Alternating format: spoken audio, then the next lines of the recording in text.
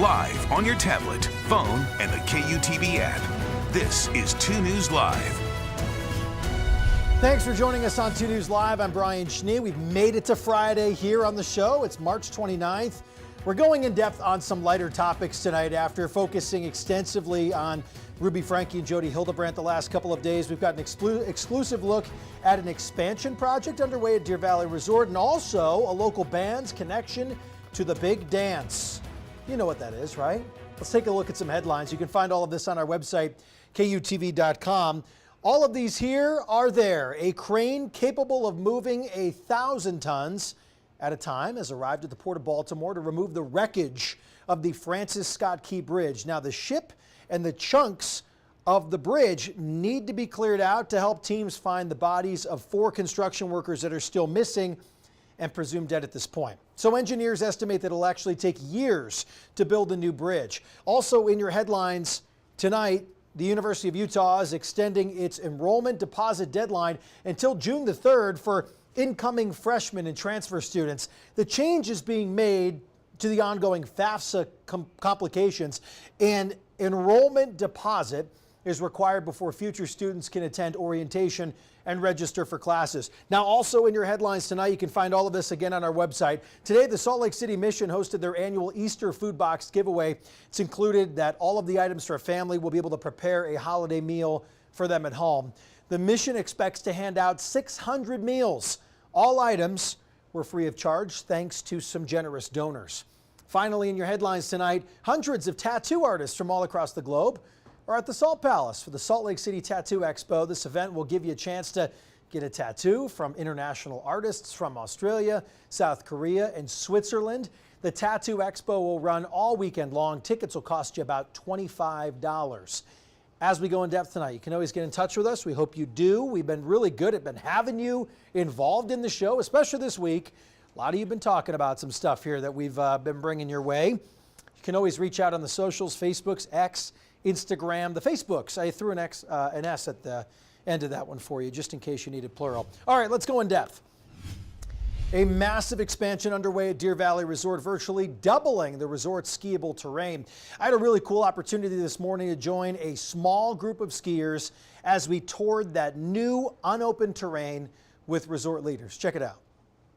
From when you found out about this to where we are today, how surreal is this? Continually excited. I mean, it is just amazing. It's a once-in-a-lifetime experience, once-in-a-career experience to add this much terrain. What are we having the opportunity to do here today? It's great to see the cat roll up as we're talking. What are we checking out?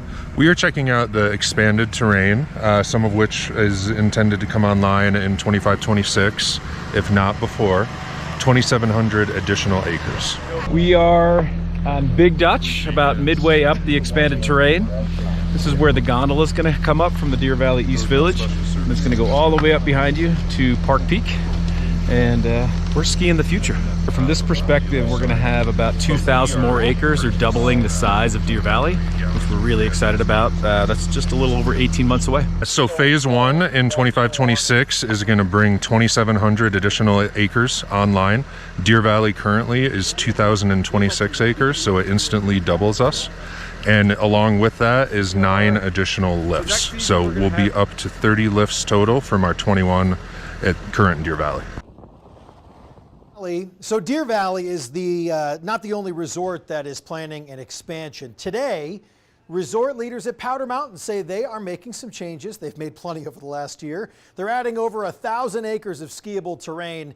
Most of the new runs will be for expert and advanced riders. A lot of people that love the steeps have tend to flock here for some uphill travel or some cat tours.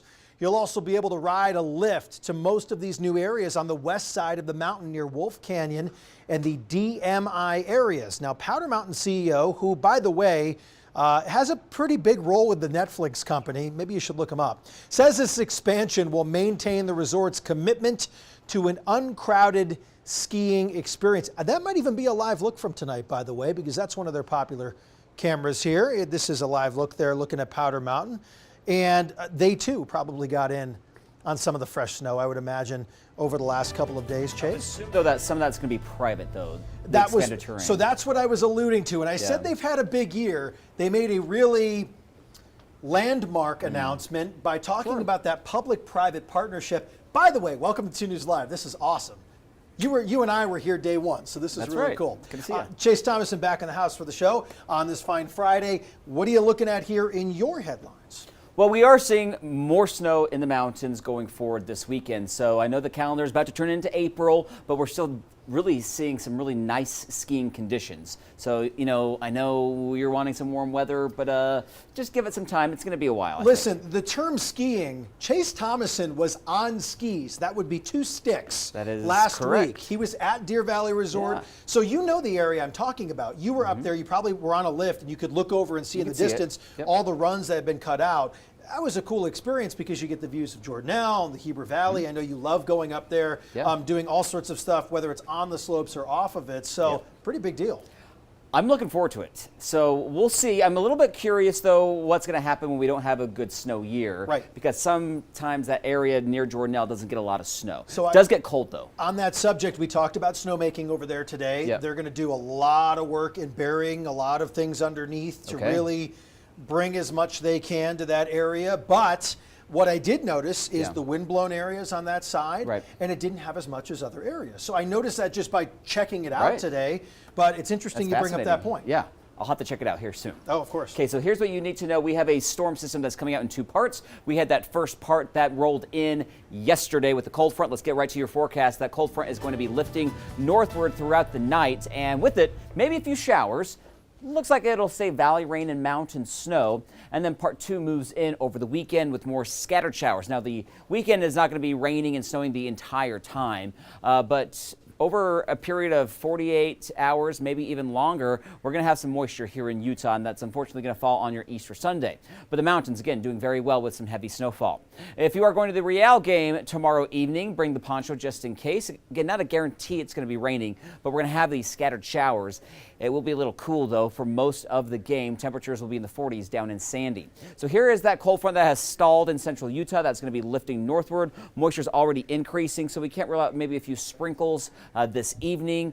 Mainly dry, though, for your commute. You're not really worried about any road spray or significant mountain snow, but that'll change overnight and into tomorrow morning. And then here comes the main part of the storm. Area low pressure is going to be moving in. It's going to be pumping up moisture out of the southwest. Sometimes that can shadow the Salt Lake Valley, but eventually as this storm rolls in, our winds are going to change direction and that rain's going to be filling in.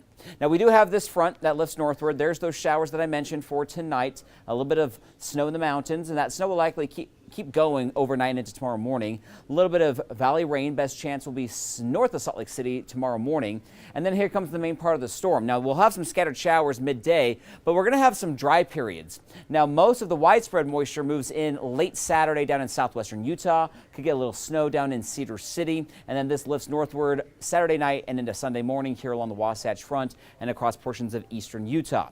Then we'll see those scattered showers Sunday afternoon across a good chunk of the state. And this will likely linger Saturday night and into Monday. But notice it's not very widespread, so some folks will see some dry periods, and then other folks will have that rain and that snow. Snow levels could get down to about 5,000 feet, so I don't expect a whole lot of valley snow. But when it comes to rain, pretty decent, maybe about a ½ inch, locally higher amounts. Across eastern Utah, not as much. Where we could see those significant snow, of course, are ski resorts. If you added up Saturday and Sunday and into Monday morning, I think some of our resorts picking up 10 to 20 inches. Some of these higher valleys down towards Beaver and Cedar City, Sunday morning, you might get a couple inches of snow. Same thing for the Wasatch back and southwestern Wyoming. Easter Sunday, here we go. There will be some breaks, but scattered showers in the forecast. Temperatures about 10 degrees below normal. We'll be in the 40s for the first half of the day. By the afternoon, highs hovering around 50 degrees. St. George, you're at 60, 56 on Sunday, and that's about 15 degrees below normal. If you're looking to golf, not the best. It will be breezy as well. But look at next week. We'll be in the 70s Tuesday, Wednesday, and into Thursday. Next storm could bring some gusty winds and maybe some storms Friday of next week. Salt Lake, we are going to hover in the 50s, 54 tomorrow, 51 on Sunday, overnight lows in the 40s. A little bit of rain and snow on Monday. Best chance will be in the morning. Tuesday, Wednesday, though, they look fantastic. We'll be in the low to mid 60s. Thursday right now looks dry but windy. There's still some uncertainty on the timing of that storm for next Friday and next Saturday, but expect cooler temperatures with more rain and snow. If you're wondering where spring is, I'm not seeing it really. I mean, we got 2 days of it, I guess, but that overall pattern change, we still have these storms coming in from the northwest, bringing in that rain and snow. Keep in mind, we average our last snow in Salt Lake in mid-April, so save your complaints until after mid-April if we see another snowstorm. I'm really happy you brought that up because people, when they get that one nice mid-60 day. We had that week of 60s, remember? Close to 70, and everyone was like, oh, spring's Oh my gosh, here. it's over. And then you forgot what month it was, right? Yep. Because Still March. Yeah, and this is ultimately a benefit to what we need in the summer months. Sure. You know, I think we'd be hard pressed to find major flooding concerns like we were anticipating last year. You know, but do you true. still think there's a chance? I think there is actually a chance. Yeah. The difference, though, of course, we don't have the record-breaking year like we did last year, but our reservoirs were so low last year, right? So we finally filled up those reservoirs. They're relatively full, except Lake Powell, of course, down in southern Utah, and the ground is just so saturated. So we have two different aspects. So depending on how quickly we climb those temperatures, we still have a lot of snow up there. So I expect maybe there could be some groundwater issues. Right. I don't know. It's speculative see. at this yeah, point, we're just right? watching it. It depends on, you know, how warm we get this spring. Yeah, and if obviously as things change, we'll be sure to let you know if that's something people are really concerned about. Yeah, because snowpack is at 125%, so there is extra snow up there. Okay. We'll be keeping an eye on this one. Yep. Remember to download our 2 News Weather app to know about the changes in your neighborhood. You can get updated forecast, that live radar right on your phone. It'll be good this weekend when you're out there with the family doing all those Easter events. You need to see that radar because you need to know about those scattered showers that are moving through. This app, free to download. Talk about some hoops, shall we? Another day with college basketball taking center stage, but something you might not have noticed or even heard when watching the games on television is the connection to a local band right here in Utah. I was able to talk with the lead singer about their involvement in all the madness. Such a cool feeling. Like I'm a huge basketball fan, so I've been watching like every single game, and every time it comes on, I'm like, wait a second, how do I know this song? Like it still surprises me, still catches me off guard to hear it. And it's just been really cool to see the outpouring of like texts and emails and DMs from people that have heard it and have found us because of that song.